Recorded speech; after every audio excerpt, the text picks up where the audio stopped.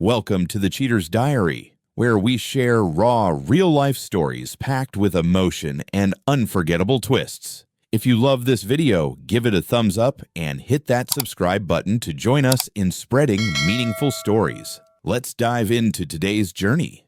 My name's David. I'm 21, born and raised in the sun-soaked sprawl of Southern California. I work for a small pool cleaning company. It's not glamorous. You don't exactly walk into a party and brag about skimming leaves or balancing pH levels, but I like it. The job keeps me moving, pays the bills, and lets me soak up the sun most days. There's something satisfying about it, turning a murky pool into a crystal clear oasis. You walk away knowing you did something tangible, something real. I'm good at it too. Not to boast, but I've got a knack for making things clean and simple. It's honest work, and I take pride in that. Most days start the same. I wake up, grab a coffee, and check my phone for the day's schedule. That morning was no different. My boss texted me a new service ticket. The address caught my eye. A street in one of those high-end neighborhoods I'd heard about but never worked in.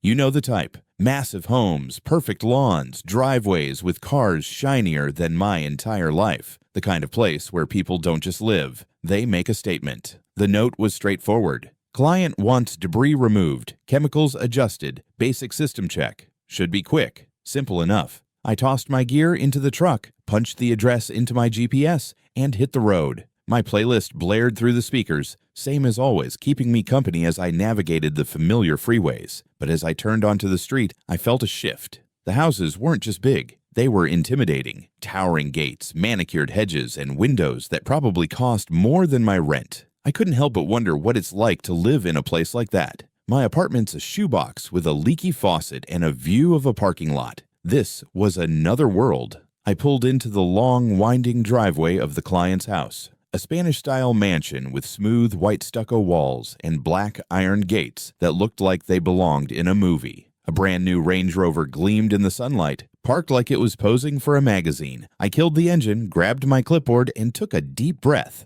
I don't get nervous often, but something about this place made me feel small, like I was stepping into a space where I didn't quite belong. I hopped out of the truck, my work boots crunching on the gravel. The air smelled of jasmine and fresh-cut grass, a far cry from the exhaust and asphalt I'm used to. I adjusted my cap, slung my tool bag over my shoulder, and headed toward the front door. My heart was beating a little faster than usual. Maybe it was the house, or maybe it was the thought of who might live here. I've cleaned pools for all kinds of people, retirees, tech bros, even a few B-list celebrities, but this felt different. I couldn't shake the curiosity. Who were these people? What did they do to afford a place like this? I shook my head, trying to focus. Just another job, I told myself. Get in, get it done, get out. Standing at the door, I knocked once, firm but not too loud. I expected the usual, a quick wave, a point to the backyard, maybe a curt, "The pool's that way." Most clients don't chat. They've got better things to do than talk to the pool guy. But as the door swung open, I realized this wasn't going to be a typical call. I didn't know it yet, but that moment, standing on that doorstep, clipboard in hand, was about to change everything. The day I thought would be just another routine job was already veering off script, and I was about to step into something I never saw coming. The door swung open, and there she was, Susan. She stood in the soft glow of the foyer, looking like she'd stepped out of a life I only saw in movies. She was maybe in her early 30s, though something about her made age hard to guess. Tall, with a quiet elegance, she had the kind of grace that didn't shout for attention. Her wavy chestnut hair was swept back in a loose knot, a few strands catching the sunlight. She wore a simple white blouse that flowed over slim linen pants. Barefoot, her toes curling slightly against the cool tile. Everything about her felt effortless, like she'd mastered the art of being both poised and real. But it was her green eyes that stopped me. They locked onto mine, warm and curious, holding just long enough to make she said, her voice smooth, with a smile that felt before I saw it. There was something genuine in it, not the polite nod I usually got from clients. I stood there, clutching my clipboard like a shield, suddenly aware of my faded work shirt and dusty boots. "Yeah, David," I managed, my voice catching a little. "Pool service." I held up the clipboard as if it explained why I was gawking. Most clients would have pointed me to the backyard by now, but Susan stepped aside and gestured me in. "Come on in," she said, like I was a friend dropping by, not some guy here to skim leaves. I hesitated, caught off guard. I can just head around back," I said, thumbing toward the side gate. She waved it off. "Nonsense, it's already warm out there. Want something to drink first? Water, coffee, lemonade?" Her tone was casual, but there was a warmth in it that made me pause. Clients didn't offer drinks. They barely remembered my name. But Susan stood there, waiting, her head tilted slightly like she actually cared about my answer. "Lemonade sounds good," I said, surprising myself. I usually said no, kept things quick and professional, but something about her made it hard to stick to my script. She nodded and led me through the house. The living room was bright, with tall windows letting in streams of light. Abstract paintings hung on the walls, bold colors that probably cost more than my truck. The air smelled faintly of lavender, clean and calm. We stepped onto the back patio, and I got my first look at the pool. It was stunning, huge, crystal clear, framed by palm trees and sleek white loungers. I set my tool bag down, trying to focus on the job, but my eyes kept drifting back to her. Susan returned with a tall glass of lemonade, condensation dripping down the sides. "Here you go," she said, handing it to me. Our fingers brushed for a split second, and I felt a jolt, like static, but warmer. "Thanks," I mumbled, taking a sip to cover my nerves. The lemonade was tart and cold, perfect for the morning heat. We stood there, the silence stretching just long enough to feel heavy. I scrambled for something to say. "You've got a beautiful place," I offered, glancing around. It was true, but it also felt like a safe line, something to fill the quiet. Susan smiled, a soft one that reached her eyes. "Thank you," she said, her voice quieter now. "It's been a long project. I worked hard, built my career, got the house I wanted. But now—" She trailed off, her gaze drifting to the pool. "It gets quiet sometimes. Living alone. You notice it." Her words hit me harder than I expected. Most clients kept things surface level, weather, pool maintenance, maybe a complaint about the neighbors. But Susan was different. She wasn't just making small talk, she was sharing something real, and it threw me. I nodded, unsure what to say. "Yeah, I bet," I managed, my voice softer than I meant. She looked at me again, her eyes searching mine for a moment, like she was trying to figure me out. Then she smiled, breaking the spell. "Well, I'll let you get to it," she said, stepping back toward the house. "Just holler if you need anything." I watched her go, my mind spinning. This wasn't just another job anymore. Susan wasn't just another client. I set the lemonade down and grabbed my skimmer, trying to shake the feeling that something had just shifted. The pool sparkled under the sun, but all I could think about was her voice, her eyes, and the way she'd looked at me like I was more than just the pool guy. I pulled on my gloves and dipped the skimmer into the pool, the water rippling softly under the morning sun. The job was straightforward. Scoop out a few leaves, check the chemicals, inspect the pump. I've done it 1,000 times, but today, my head wasn't in it. Susan's voice lingered, her words about living alone echoing in my mind. I tried to focus, gliding the net along the surface, catching stray petals and twigs. The rhythm of the work usually calmed me, but every few seconds, I caught myself glancing toward the patio, wondering if she was still there. She was. Sometimes she'd pace near the glass doors, phone pressed to her ear, her voice a low murmur. Other times, she'd settle on a lounger with a book, sunglasses perched on her nose. But now and then, I'd feel her eyes on me, not in a judging way, like some clients who hover to make sure you're earning your pay. No, Susan's gaze was different, curious, almost playful. I told myself I was imagining it. She was just being polite, keeping an eye on the guy working in her backyard, but deep down, scrubbing the tiles with a brush, the gentle slosh of water filling the quiet. My hands were steady, but my thoughts were all over the place. Why did she invite me in earlier? Why the lemonade, the small talk? Most clients barely looked at me twice. Susan was different, and it threw me off balance. I shook my head, trying to get a grip. "Just do the job, David. Don't overthink it." I was kneeling by the pump, checking the pressure gauge, when a shadow fell over me. I looked up, and there was Susan, standing closer than I expected. Her arms were crossed loosely, a faint smile tugging at her lips. "You really take your job seriously," she said, her tone light, teasing. I stood up, brushing my hands on my shorts, feeling the heat creep up my neck. "I try to do it right," I said, managing a small smile. My voice sounded steadier than I felt. She took a step closer, just enough to make the air feel charged. I caught a hint of her perfume. Light, citrusy, expensive. My heart gave a quick thud. She tilted her head, her green eyes glinting with something I couldn't quite read. Then, in a voice so low it was almost a whisper, she said, "You're making it hard for me to behave."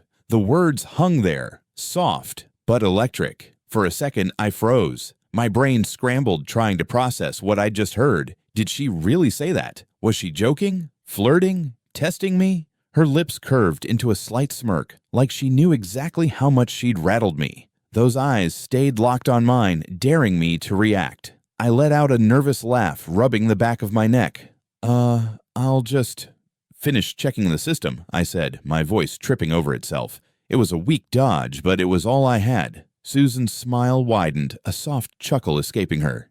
"You do that," she said, turning back toward her lounger. Her walk had a deliberate sway, each step pulling my eyes before I could stop myself. She knew it too. I stood there, rooted for a beat, my pulse hammering. I forced myself to turn back to the pump, staring at the gauge like it held the secrets to the universe. But my mind was racing. What was that? Was she messing with me? Or did she mean it? I replayed her words, her tone, that look in her eyes. Part of me wanted to laugh it off. Rich lady having fun with the pool guy. No big deal. But another part, the part that noticed how her smile felt real, wasn't so sure. I took a deep breath, trying to shove it all down. Stay professional, I told myself. You've got a job to do. I moved to the filter, unscrewing the housing, my hands falling into the familiar routine. But every so often, I'd glance at her, stretched out on the lounger now, flipping through a magazine, sunglasses hiding her eyes. Was she still watching? I couldn't tell. The pool sparkled, the sun climbed higher, and I kept working. But that moment by the pump wouldn't let go. Something had shifted, and I had a feeling this day was about to get a lot more complicated. I was rinsing off my tools by the side gate, the sun high and warm, when I heard footsteps on the gravel. Susan's voice came soft and easy. "You really take your work seriously." I turned, and there she was. A few feet away, arms folded loosely, her hair catching the breeze. That same warm smile played on her lips, like she'd been watching me longer than I realized. "I try to do the job right," I said, keeping it simple, though my pulse ticked up under her gaze. She held my eyes a moment longer than normal, then tilted her head. "Would you mind coming inside for a minute before you head out?" Her voice was gentle. No rush. I raised an eyebrow, curious but cautious. She hesitated, then added, "I made dinner. Enough for two. It'd be a shame to let it go to waste. Just a small thank you for being so polite, professional." Her words felt sincere, but there was a spark in her eyes, like she was inviting me to step off the usual path. I paused. I always kept work and personal stuff separate. Clients didn't invite me in for dinner. They didn't look at me like Susan did. My instinct was to say no, keep it clean, drive to the next job. But her tone, so open and kind, made me second guess. Plus, my stomach growled, reminding me I'd skipped lunch. "I wouldn't want to impose," I said, testing the waters. She smiled, shaking her head. "You wouldn't be. Truth is, I don't get much company these days." Her voice softened, and for a second, I saw something real. A flicker of loneliness behind her polished exterior. I weighed it, my practical side screaming to stick to the routine. But another part, the one tired of the same old grind, wanted to say yes. "All right," I said finally, a faint smile breaking through. "Just for a bit." Her face lit up, like I'd just made her day. "Great. Follow me." I packed my gear, locked the truck, and stepped through her front door, feeling like I was crossing more than just stunning as I'd glimpsed earlier. High ceilings, soft beige walls, and warm light spilling from sleek fixtures. Framed photos of far-off places lined the hall. Beaches, cityscapes, mountains. Fresh flowers sat in a vase on the dining table, their scent mixing with the savory aroma of roasted chicken and grilled vegetables. The table was set for two, candles flickering gently, a bottle of wine unopened in the center. It felt intentional, like she'd hoped I'd stay. "You didn't have to do all this," I said, genuinely impressed, but a little out of place in my work clothes. "Nonsense," Susan said, shrugging as she brought over two plates. "Cooking's my escape. I enjoy it." She poured us sparkling water, her movements easy, practiced. I sat down, the chair creaking faintly under me, and we started eating. The food was incredible. Tender chicken, crisp vegetables, flavors I couldn't name. For a while, we just ate, the clink of forks filling the quiet. Then Susan leaned back, swirling her glass. "So, David," she said, her voice curious, "what's your story? How'd you end up cleaning pools?" I chuckled, caught off guard. Most people didn't ask. "Nothing fancy," I said. "Got into it after high school, needed a job, and I like being outside. Keeps things simple. No time for much else. Not dating, not even hanging out much." I shrugged, feeling a bit exposed. Susan nodded, her eyes softening. "Sounds like we're both married to our work," she said with a small laugh. "I spent 20 years chasing real estate deals, always the next big project. Got the house, the cars, but—" She paused, her gaze drifting. No one to share it with. Her honesty hit me. I'd pegged her as someone who had it all figured out, but here she was, laying it bare. I nodded, not sure what to say. "Must get quiet," I offered, echoing her earlier words. She smiled, a little sad. "It does." The silence settled, but it wasn't awkward. It felt like we were seeing each other, really seeing, for the first time. Then Susan's eyes lit up, a playful glint returning. "Can I ask you something, David?" I nodded, curious. "Ever done something impulsive, something totally out of character with someone you barely knew?" The question threw me. I blinked, searching for an answer.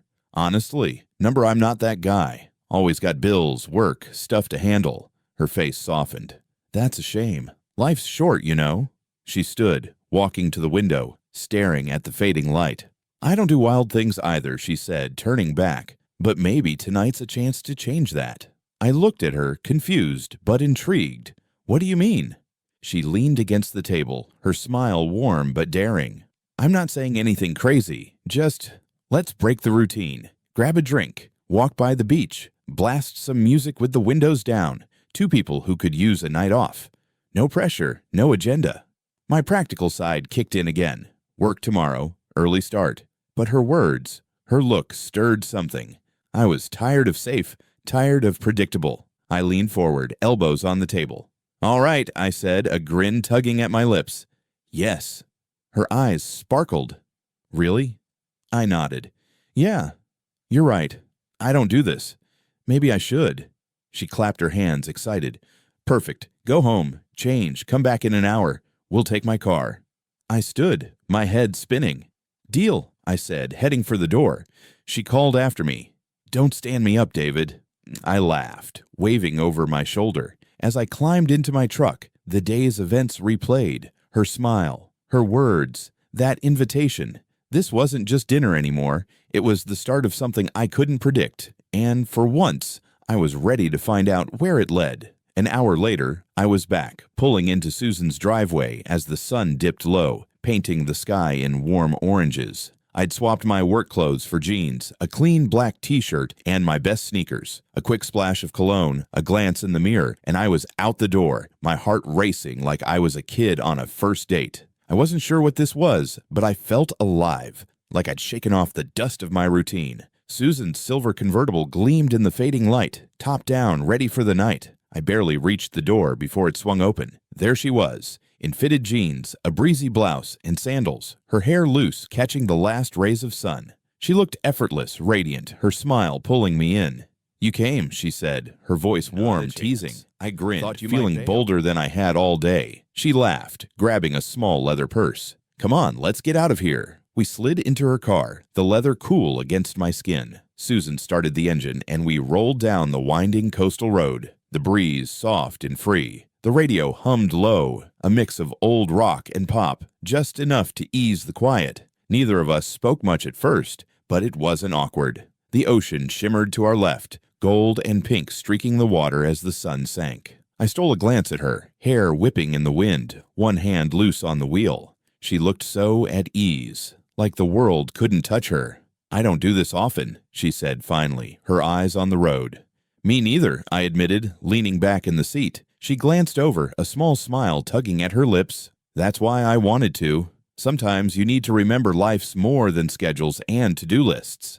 I nodded, her words hitting home. My days were all work, bills, repeat. This, whatever this was, felt like a break in the clouds. Our first stop was a beachfront bar tucked between a surf shop and an ice cream stand. It was small, lively, with string lights and the faint strum of a guitar from somewhere nearby. I felt underdressed next to the trendy crowd, but Susan walked in like she owned the place, her confidence pulling me along. We grabbed a booth by the window, the ocean dark and endless outside. The bartender brought her a glass of white wine, me a soda.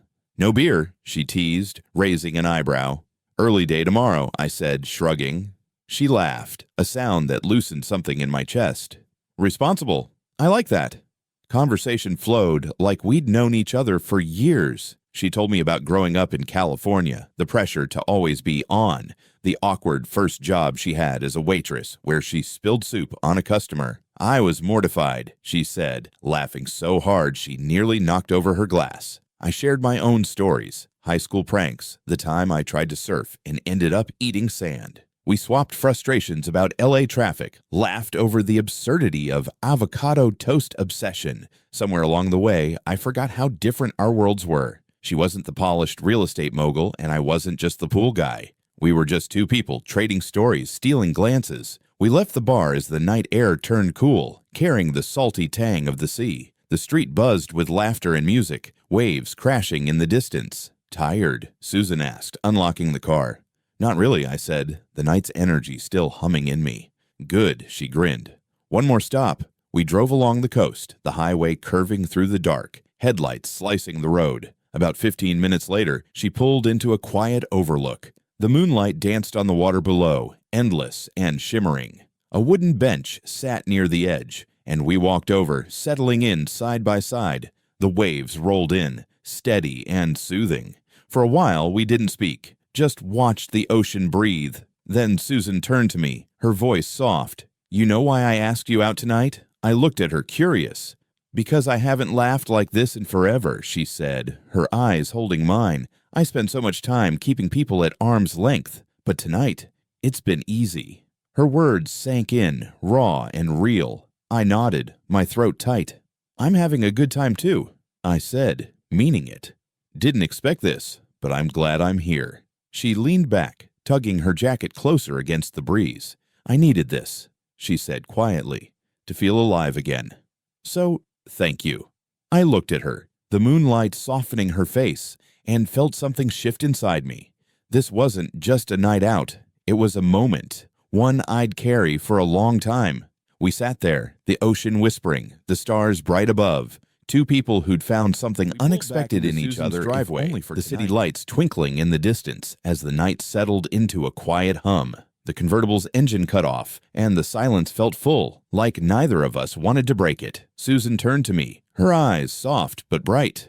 "I had a really nice time tonight," she said, her voice low, like a secret meant just for us.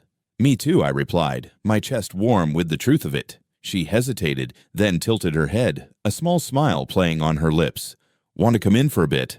I made coffee earlier, or tea, if that's your thing." I studied her face, searching for a hint of what she meant. There was no push, no hidden agenda, just warmth, and maybe a reluctance to let the night end. "Sure," I said, a grin tugging at me. "Coffee sounds good."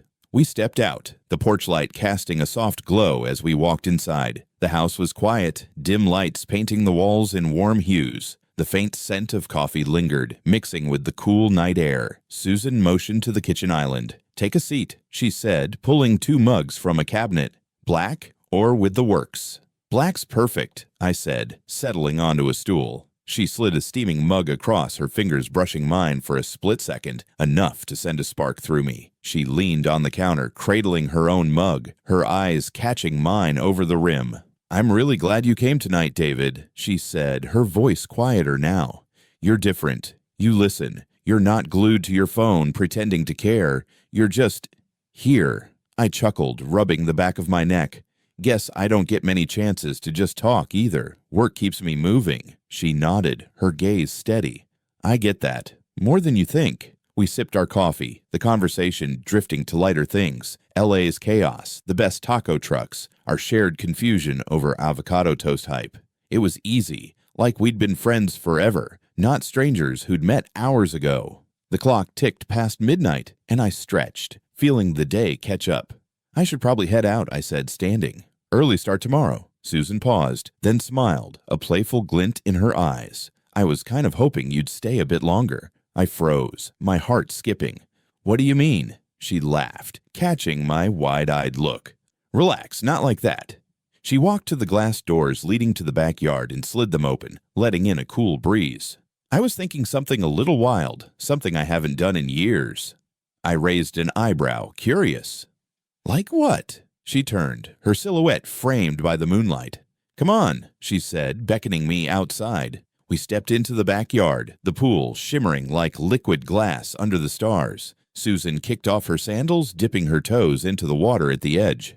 I used to love late-night swims, she said, her voice soft, nostalgic. But it's been forever, always too busy, always planning tomorrow. She glanced at me, her eyes dancing. You said you don't do wild things. Neither do I. So, what do you say? I hesitated, a nervous laugh escaping. You mean swim? Now? She grinned, shrugging. Why not? Roll up your jeans, get your feet in, keep it simple. Something in her voice, her carefree spark, pulled me in. I kicked off my sneakers, peeled off my socks, and rolled my jeans to my calves. I sat beside her, dipping my legs into the cool water. It was sharp, refreshing, waking up every nerve. Susan sighed, content. See? Doesn't that feel amazing? It does, I admitted, the water lapping at my ankles. We sat there, legs dangling, the night alive with crickets and the soft splash of the pool. The moonlight caught her face, softening her features. And for a moment, she wasn't the polished woman from earlier, just someone savoring the moment. This is the first time in ages I've just stopped, she said, her voice low, thoughtful. No meetings, no emails, just, this. I turned to her, the words resonating. I don't slow down either, I said. This feels weird, but good. Her green eyes met mine, honest and unguarded. Tonight's been the most fun I've had in years, David. I know we're from different worlds, but it's been real. I smiled, my chest tight. Same here. We fell quiet, the silence comfortable, filled by the night's gentle sounds. Then Susan stood, shaking water from her feet. Okay, before my toes go numb, one last idea. I slipped my shoes back on, curious. What now? She folded her arms, her smile mischievous. What if we don't end the night here? Grab a blanket, head to the beach, watch the sunrise, like teenagers with no tomorrow to worry about. Her words were bold, but her eyes were soft, hopeful. I blinked, the idea both crazy and perfect. My practical side whispered about work, sleep, routine, but the part of me alive in this moment won. All right, I said, childlike joy breaking through. Perfect, she said, practically bouncing. I'll grab the blanket. Minutes later, we were back in her car, a thermos of coffee between us, driving toward the beach, the night open and endless before us. We pulled into Susan's driveway as the early morning sun burned through the haze, casting a golden glow over the quiet neighborhood. I stepped out of her convertible, grabbing my backpack from the back seat, the weight of the night settling in my bones, not heavy, but full, like I'd lived a year in a single day. I turned to her, leaning against the car door, her hair still tousled from the sea breeze. Thanks for last night, I said, my voice steady but warm. I've never done anything like that before. Susan smiled, her green eyes catching the light. You deserve the thanks, David. I haven't felt this alive in years. We stood there, the morning air soft between us, neither wanting to break the moment. Then she spoke, her voice quieter, more careful. Look, I know you've got your life, your job. I've got mine. I'm not asking for anything big, no labels, no promises. But if you're ever free, if you want to see me again. She paused, her gaze holding mine. I'd like that. No pressure. I nodded, a slow smile spreading. I'd like that too. Her smile deepened, a spark of warmth in her eyes. Good. Now get going before you're late. I laughed, halfway to my truck before I stopped and turned. Hey, Susan? She raised an eyebrow. Yeah? Can I text you later? I asked, feeling bold. She leaned against the car, her grin playful. You better. I waved, climbed into my truck, and pulled out, the road blurring as my mind replayed the night, her laugh, the ocean, that sunrise. Over the next few months, something quiet took root between us. Nothing official, no big talks about the future, just moments. I'd swing by after a long day, and we'd sit by her pool, feet in the water, talking until the stars came out. Sometimes we'd grab dinner at a taco truck, laughing over spicy salsa and shared stories. Other nights we'd drive up the coast, windows down, music low, chasing that same freedom we found that first night. We kept it simple, unspoken, no labels, no drama, just two people who liked each other's company, filling the gaps in each other's lives. I never told anyone about Susan, not my coworkers, not my friends. It wasn't a secret exactly, just ours, private, untouched by the noise of the world. That's what made it matter. Months passed, but the feeling stayed. I'd still clean pools, check pumps, skim leaves, but every so often my phone would buzz with a message from her. Free tonight? Got wine or coffee? And I'd go, every time, drawn back to her laugh, her ease, her way of making the world feel bigger. Looking back, I can still see it all. Punching her address into my GPS, pulling up that long driveway, hearing her tease me by the pool. That day shifted something in me. Small, but real. We never became a couple, not in the way people expect. No meet the friends, no family dinners. But we were something better. Two people who found each other in the quiet spaces. No need to claim or define it. Even now, when her name lights up my phone, I'm right back there. The silver convertible, the blanket on the beach, her hair glowing in the sunrise. That one sentence, said with a smirk and a spark, started it all.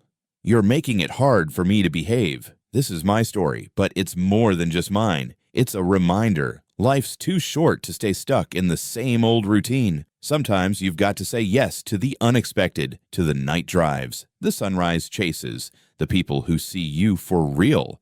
So what's your story? Have you ever taken a chance that changed everything? Drop it in the comments below, or better yet, subscribe to The Cheater's Diary and share your own tale of breaking the rules, finding connection, or chasing a moment that made you feel alive. Hit that like button, share this with someone who needs a nudge to live a little, and let's keep the stories coming. Life's waiting. Go steal a piece of it.